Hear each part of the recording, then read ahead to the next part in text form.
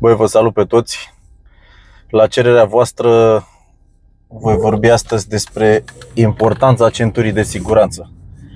Atât cât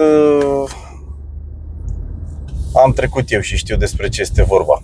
Sunt foarte multe dezbateri pe internet pe aici că ba e bine să o ai, ba nu e bine, ba îți salvează viața, ba te omoară.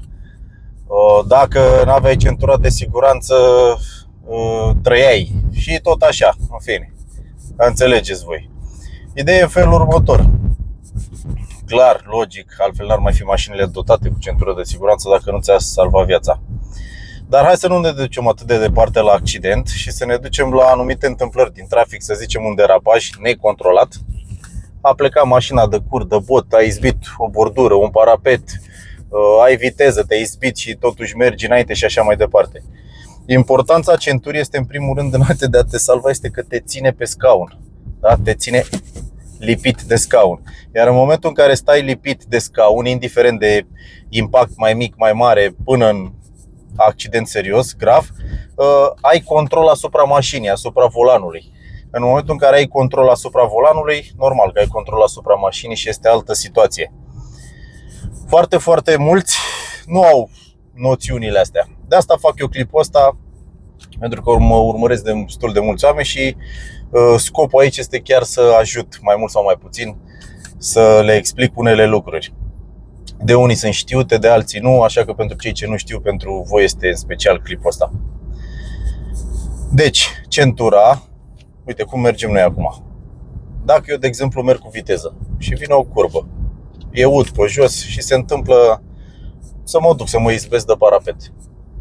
În momentul în care m-am ispit de parapet și nu am centură, pe mine mă aruncă de la volan. Iar în momentul în care mă aruncă, eu mă transform din a ține volanul și a ține direcția, a controla mașina, mă transform în a mă ține de volan și trag stânga sau dreapta și mă întorc și mă duc și în parapetul ăla sau în mașina cealaltă și așa mai departe, mă răstorn, etc.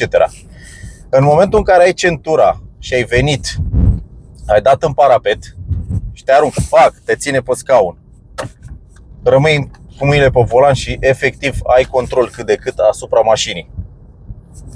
Credeți-mă ce vă spun că așa este. Sunt foarte mulți care nu merg cu centură pusă pentru că au văzut ei pe net undeva că, domne, nu știu cine a făcut accident și a scăpat că n-a avut centura, că l-a aruncat. Da, te aruncă prin geam, te aruncă prin parbis, te proiectează dacă nu o ai. Sunt atâtea accidente făcute aici, simulate, dar chiar făcute real, cu cameră de bord. Ați văzut, l-a aruncat de la volan pe bacheta de spate, pe haion, în partea aia. Important este să fii pe scaun, să te țină pe scaun. Contează și la impacturi de-astea micuțe, este foarte important. Și încă o chestie și mai importantă, la fel, care văd și chiar m-am rugat de un prieten să-și poarte tetiera și nu vor să-și poarte tetierele, este pentru simplu fapt că în momentul în care te lovește cineva, da, ai un impact, te lovește în spate și tu nu știi că urmează, logic, ți se duce capul în spate și ți se poate rupe coloana, te poți rupe de aici și mori, efectiv. Da? Deci de asta sunt tetierele astea puse. Nu să stați cu scaunul pe spate ca pe șezlong, cum faceți mulți, de mergeți voi la drum lung, nu pentru a te sprijini așa, să dormi la volan. Da? Nu pentru asta e. Da? Este să te țină drept cum trebuie, la impact, uite, dai cu capul în spate și nu pățești nimic. Te-a lovit din spate, te-ai și dus. Faceți o probă să vedeți, să mergeți fără și nu știu, să vă facă cineva din spatele scaunului să vă împingă așa un pic. Da? Faceți o probă să vedeți. Faceți o probă să vedeți cum stă treaba. Este foarte, foarte important să aveți tetiera. Am un prieten care face Glovo, Uber, ce face el acolo și la fel, tot își dă tetiera jos, nu poartă tetieră deloc. Și îmi pare rău pentru el, dar m-am rugat de luni de zile de el să-și tot pună tetiera și nu vrea să-și o pună.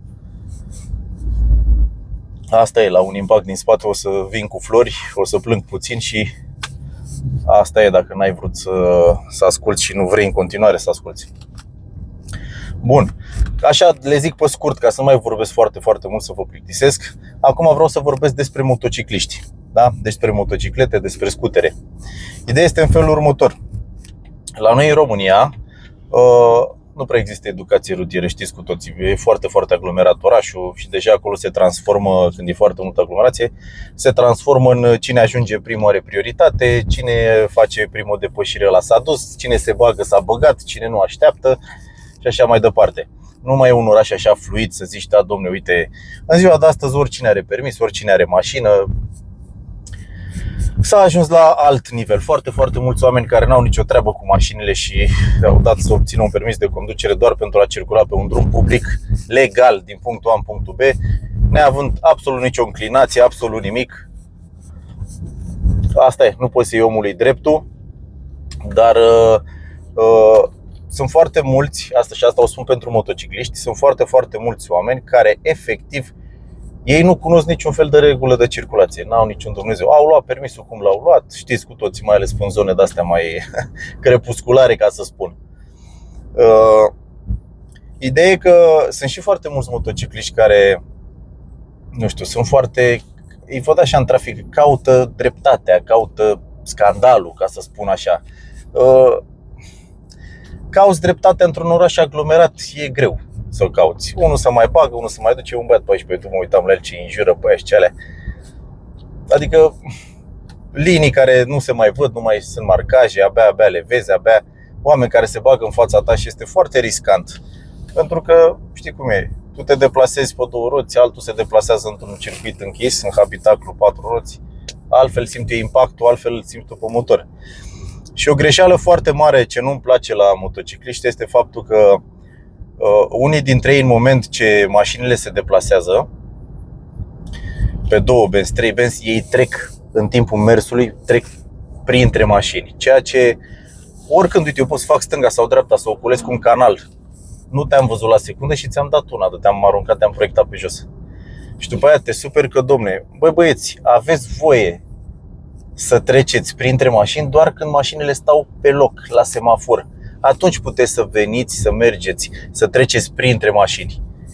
Nu în timpul mersului, că în timpul mersului acolo e cea mai mare problemă. Acolo este cea mai mare problemă. Acolo, la revedere, mai ales când vii așa, nu te vede omul. Oamenii au, majoritatea au oglinda asta, doar femeile să se macheze și bărbații să-și pună ochelarii, să-și dea părul pe spate, să-și mai bage o mână în păr, să vadă cât de cărunt e. E un obiect de decor pentru foarte mulți, oglinda retrovizoare. Chiar și oglinzile astea. Pentru unii pleacă cu ele închise. De ce pleacă cu ele închise? Pentru că nu se uită oricum, nu au nicio treabă. Și știi cum e? Tu ai altă perspectivă, vezi altfel după motor, vezi altfel, ai reacțiile mult mai rapide. Dar unul care e în mașină și în lumea lui acolo, doarme pe el, nu are nicio treabă. Știi cum a făcut stânga-dreapta și te-ai dus la gârlă? Nu e păcat? E păcat. Da? Deci asta e treaba. Și acum vreau să vorbesc despre persoanele care circulă pe autostrăzi. Și pe drum național, dar în special pe autostrăzi. Sunt foarte mulți oameni care circulă pe autostradă pe banda 2 când banda 1 este liberă. Și foarte mulți de-a lungul anilor pe platforma aici, în diferite dezbateri și dispute, mi-au zis, da, domne, dar pe banda 1 sunt gropi. De-aia merg pe banda 2. Păi nu, hai să-ți explic eu dacă sunt gropi și ce visezi tu, cum se procedează. În primul rând, când îți vine mașină din spate, ești obligat să te dai pe banda 1, după care revii pe 2, dacă consideri că nu vrei să mergi pe 1 și e vreo problemă. Dar marea majoritate, problema nu sunt gropile, că aici vreau să ajung. Nu sunt gropile. Problema este nesimțirea aia crasă care zace în ei. Sunt oameni care zic așa, da, dacă merg în limită, nu mă interesează de restul. Am 130, sunt pe banda 2. Și unde te grăbești? Să uite el în oglindă și vorbește cu tine până telepatie, așa până alea. Unde pula mea vii, mă, unde te grăbești? Ia, mai bagă și o frână, direct, pac. Ce merită unul care pune frână în mers pe banda 2? Lăsați voi în comentarii ce merită. Da? Și rămân acolo. Dacă cumva te-ai dus pe dreapta, că chiar te grăbești, ai o problemă, urgență, nu poți să stai să dormi în spatele lui 5 minute, 10 minute că nu vrea să se dea. Clar, te-ai dus dreapta, te-ai dus înainte, nu-i pe lui frână în față, n-ai treabă cu el, te duci că e o problemă. Care nu este problema lui, ce problemă ai tu. Gata, încep și îți dă flash-uri, tic, claxoane, cu tare, bă, unde te duci? Iar vorbește cu tine prin telepatie. De ce ai luat-o pe dreapta? De ce ai făcut aia? De ce ai făcut aia? Păi mă, șefule, cam nasol. Mai avem o problemă cu oamenii care merg pe banda 1, spatele la un tir. Tu vii pe 2, îl vezi că stă pe 1. Bă, în momentul în care te apropii de el și de tir, atunci face și el stânga, depășește tirul, bineînțeles, tirul are 90, el merge cu 100 și depășește și el așa încet, lento, paciento, știi? Și tu vii 130, 1.4, 1.5, 1.6, treaba ta cum vii. Te pune în cap să frânezi, să stai după el, după care abia se dă pe dreapta, adică a trecut de tir, dar mă mai ține 7 mașini și după aia să bagă. De ce faceți, mă, chestia asta? De ce faceți chestia asta? Nu vă înțeleg. De ce? Bă, eu nu sunt bulangiu, mă, de meserie. Eu nu fac chestii de genul ăsta. Eu întotdeauna când vreau să fac o depășire, da? Nu devansare, că nu mă aflu direct pe 2 și trec pe lângă 1 pe care stă. Vă explic mai și faza aia.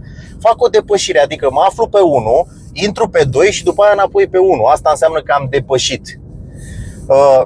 Eu întotdeauna mă uit în oglindă și calculez așa, îmi dau seama, văd omul când vine. Dacă tot eu merg pe 1 și n-am stres, n-am grijă, n-am mă grăbesc, nu ale, pentru care motiv m-aș băga eu, nesimțit așa și cu o viteză de asta moderată, să stau să-l înfrânez pe ăla care vine și el lansat, ca să spun. De ce faceți mod astea? De ce nu vă uitați? Stai, mă, că vine, uite, 1, 2, mă bag după aceea. Nu, tu te bagi atunci. Noi te vedem de 30 de secunde, de un minut, când venim de la distanță, te vedem pe 1 acolo, 2-ul e liber, mă, cum ne apropiem, cum te-ai băgat, mă? Da? O problemă foarte, foarte mare. Acum am o problemă cu oamenii care stau pe banda 2 și dorm pe ei la telefon. Am avut atâtea cazuri, am filmat atâția și stau așa și dorm. Nu se uită în oglindă, n-au nicio treabă. Bă, băieți, n-am problemă cu voi că vorbiți la telefon sau la un telefon. Din partea mea și a multora de aici, puteți să vorbiți la 2 telefoane, uite așa, să mergeți cu genunchiul, să vă țină nevasta volanul din dreapta, să puteți să faceți ce vreți voi. Ideea e în felul următor. Mergeți, mă, pe 1 și lăsați banda 2 de viteză, de devansare, cum vreți voi să o numiți, lăsați-o liberă. Și vorbiți la telefon dacă vreți. Puteți să dați și o muie din mers dacă vreți. Nu avem nicio problemă cu voi, dar nu rămâneți pe 2 să ne obligați pe noi, care venim mai cu viteză, mai așa, să ne ducem pe 1, să facem noi de-astea, să fim văzuți de poliție și să rămânem fără pereți, că sunteți voi niște sclavi care vă doare în pulă de restul participanților la trafic. Da? Bun, acum să ajung la dubițari, la băieții cu dubere, piloții, ăștia sunt cei mai tari piloți. Da? Majoritatea pe care eu am întâlnit de-a lungul vieții mele pe autostrăzi conduceau cu picioarele cu genunchii, din cauza poziției favorabile la volan. Ba stătea pe telefon, ba stătea pe partea asta pe telefon, ba l-avea aici să uita pe Facebook, pe nu știu ce, și uita Dumnezeu pe banda 2 sau chiar pe 3.